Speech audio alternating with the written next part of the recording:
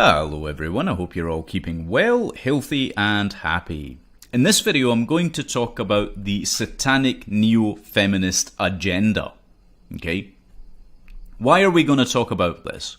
Well, because right now, across Western civilization, we are seeing the absolute breakdown of gender relations between men and women. And this is happening, as I say, right across the board. There's no country which is exempt from this in the West. And in fact, even countries like India are experiencing the very same phenomenon. Okay? Now, there's a lot of people out there that can pinpoint exactly what is taking place, right? They can tell you the problems that exist today, but they cannot tell you the reasons why these problems exist. And that's what we're going to do here.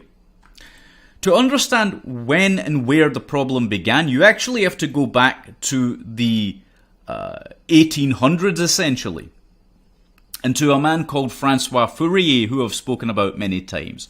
A lot of you have been asking how to spell his surname so that you can look him up. The surname is spelt F-O-U-R-I-E-R. Okay? Go and look this man up.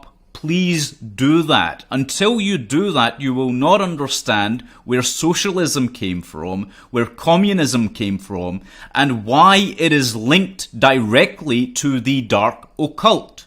It is linked directly to what was old school Luciferian thought, satanic thought. I'm not talking about the pop culture phenomenon of Satanism, which popped up with Anton LaVey.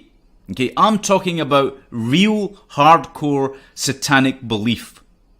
What is satanic belief? It means to be adversarial or to be opposed to humanity.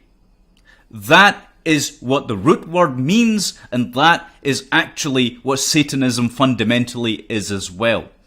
You see, real true Satanism holds that the people who adhere to its tenets, which are those of absolute selfishness, they believe that they are gods unto themselves.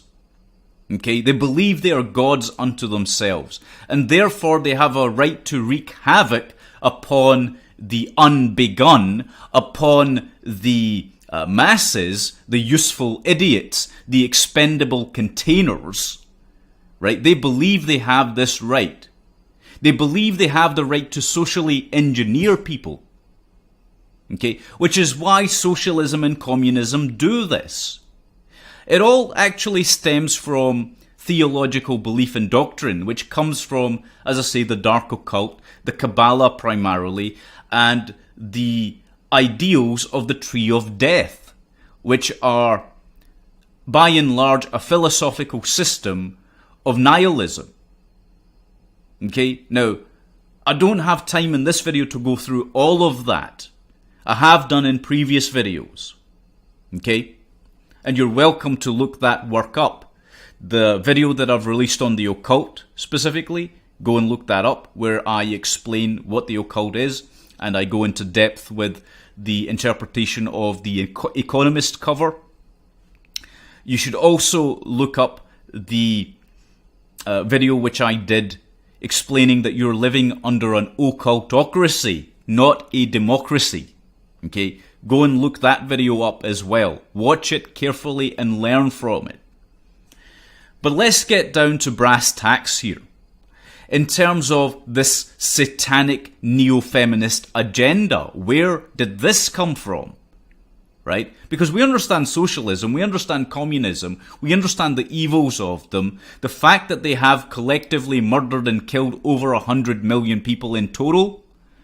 Well, that's the proof in the pudding. Judge a tree by its fruits, right? So we understand that, but where did this neo-feminist agenda come from? What is it? Well, it is basically socialist feminism, and it began around the same time as socialism and communism proper. It branched off from Marxist feminism, but we'll get to all of that. But let's first look at an organization which began in 1969, which destroyed American society. Okay? And this was the Chicago Women's Liberation Union, also known as the CWLU. I spoke briefly about this organization in the very first video I put up on this channel, right? And as I say, it was a socialist feminist organization founded in 1969 at a conference which was held in Palatine, Illinois, by its founders, Naomi Weinstein, Vivian Rothstein, Heather Booth, and Ruth Sergel. The CWLU spent almost a decade organizing to challenge what it called sexism and class oppression, which it saw as being inextricably linked. The group is best known for the 1972 pamphlet, Socialist Feminism, a Strategy for the Women's Movement. And this was done by the Hyde Park chapter of the Chicago Women's Liberation Union, the CWLU. Again, the members in that particular chapter were Heather Booth, Day Kramer, Susan Davis, Deb Dobbin, Robin Kaufman, and Toby Klass. There are no prizes for guessing what each of these people had in common, what each of these women and those who were supporting them had in common. You can debate that amongst yourselves. But the CWLU also published outreach publications, such as Womankind, Blazing Star, and Secret Storm. Now, Blazing Star was a newspaper.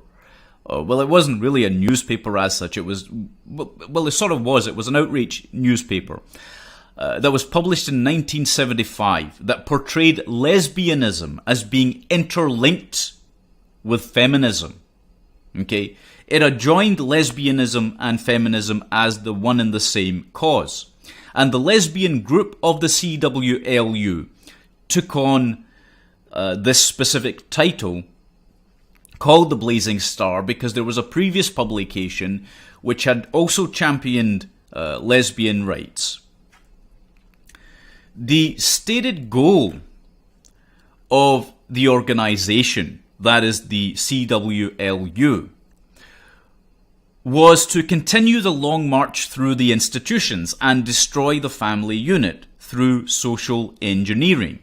This is directly in line with Francois Fourier's beliefs and other socialist and communist think tanks which still exist today, like the Fabian Society, like the Tavistock Institute, like the Club of Rome. You see, the methodology is the same. What they do is map class oppression theory and class struggle onto gender dynamics and create a brand new victim class. And what this actually does, the effect this has, is that it atomizes the population. See, socialist feminism is a two-pronged theory which broadens Marxist feminism's argument for the role of capitalism in the so-called oppression of women. Okay? Now, there were two other socialist feminist organizations that were around during the same sort of time, called Radical Women and the Freedom Socialist Party. And both of those organizations believed very, very strongly, and they admitted to this, they believed very strongly in the classic Marxist writings of Frederick Engels, who wrote two publications himself on these concepts, The Origin of the Family and Private Property and the State. And his stated goal in those, as I explained, was the destruction of the family unit through social engineering. Now, the CWLU has been proven by several researchers to have been funded primarily by sources inside the MVD and the GRU within the former communist Soviet Union during the height of the Cold War. They were basically a fifth column, if you will. Okay, this was subversion at its finest to destroy America and her allies. Now, socialist feminism is a subtype of Marxist feminist theory, which focuses on the social institutions of private property and capitalism. According to Marxist feminists, private property is the root of so-called oppression, the so-called oppression of women. Okay? Marxist feminism's foundation is laid by Friedrich Engels in his analysis of gender oppression in that publication we were speaking about, and the other one as well, The Origin of the Family and Private Property and the State, both of which were published in 1884. In those, and this is a very important point, so I hope you're paying very, very close attention to this. In both of those publications, Engels argued that the differences between men and women are not a result of male and female biological dispositions, but of social relations, i.e., that sex differences and gender differences between men and women are social constructs. Now, we know that this is a ludicrous notion, but this social constructivism spawned a branch of postmodernist thought which invaded all the educational establishments. Engels himself admitted that one of his goals was to absolutely decimate and destroy the nuclear family, because he believed that the widespread social phenomenon associated with female sexual morality was due to exclusive control of private property, and that said private property had to be redistributed, or let me put that another way that you'll understand, that the state would steal personal private property from those men and women that were working very hard and give it to those women that weren't, based purely on their gender, so as to create a schism in the natural social dynamics between women and men. Here's an interesting point at this juncture.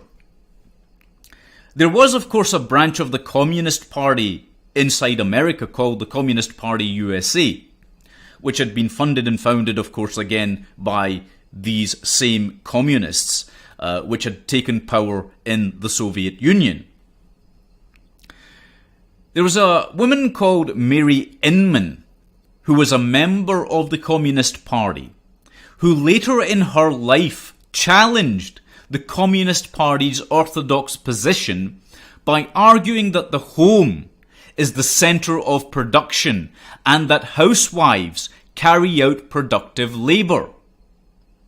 Her writings include In Women's Defense, which was published in 1940. If you have the time and the inclination, read that. And Women Power in 1942. But the Communist Party USA leadership began an official attack on Inman's work for purported ideological deviation in 1941. A series of articles were written against Inman's ideas, and they appeared in the party's literal monthly publication called The New Masses. So she was heavily punished and censored for wrongthink against the party, for speaking out what she later realized in her life was a moral wrong. This brings me to another point. And it's a very, very important point, by the way. Most women today do not know the difference between right moral actions and wrong moral actions. They weren't raised by their parents. Their parents didn't raise them. They merely brought them up. But to raise someone means to lift them up through teaching them right actions from wrong actions. But instead, these women were left to their own devices. And actually, it was worse than that. They were left to the indoctrination camps that we today call the school system.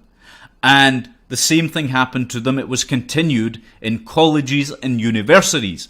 They were taught nothing but this exact relativistic garbage, the social constructivist garbage that we spoke about, by these institutions, which were completely invaded and infiltrated. They were also taught that promiscuity was the road to happiness. To give in to immediate gratifications is the road to happiness in an overly sexualized, hypergamous culture driven by centralized government and corporate control. They were taught to worship the state, even when the state is morally wrong, when it is in the moral wrong. Okay? For example, to illustrate this, we were talking about private property. If you own something, according to natural law, the government or the state has no right, and in fact no individual or group does have any right to infringe that and to take your personal property away from you. And if they do, or they try to, you have every right in order to defend yourself from that. Okay?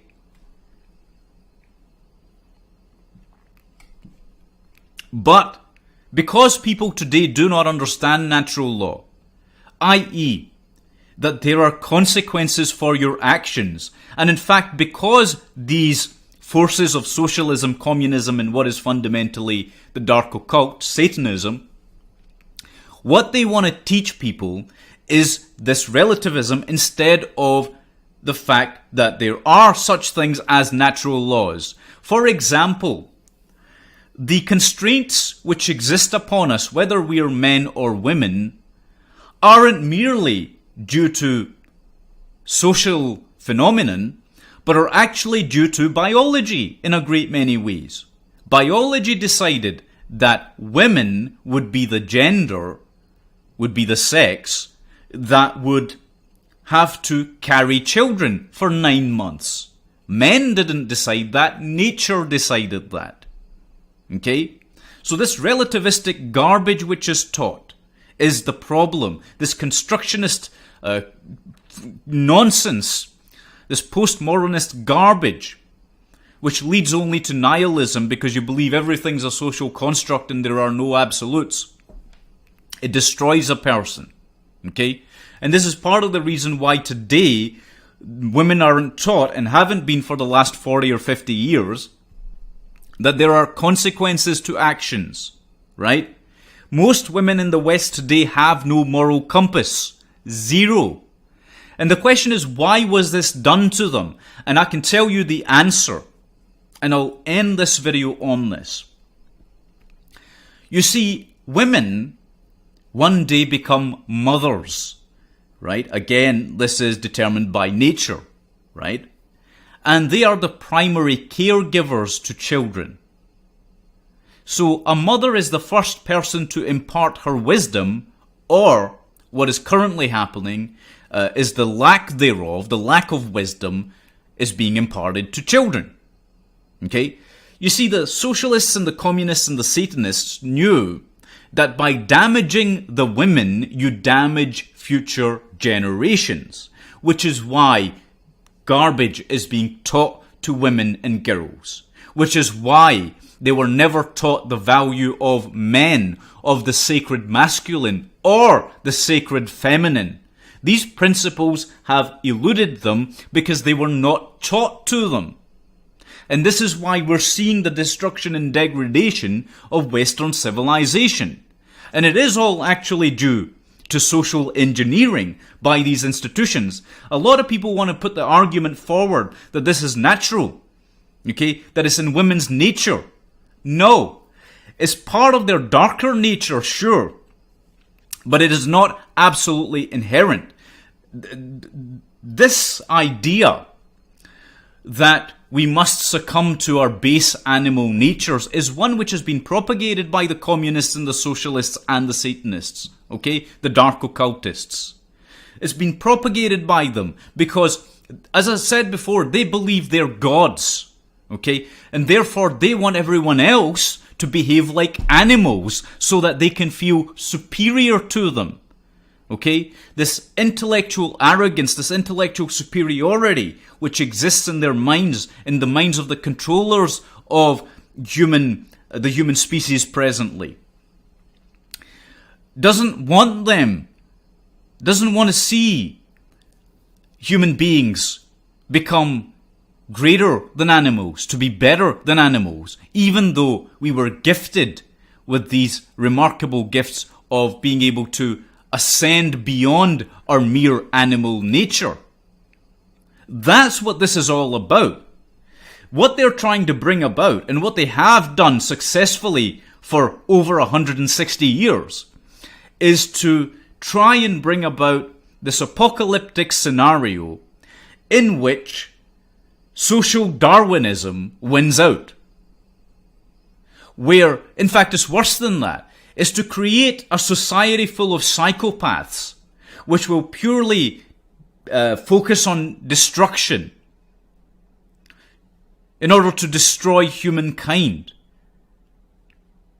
Right? That's what it's centered on. I mean, it's insane.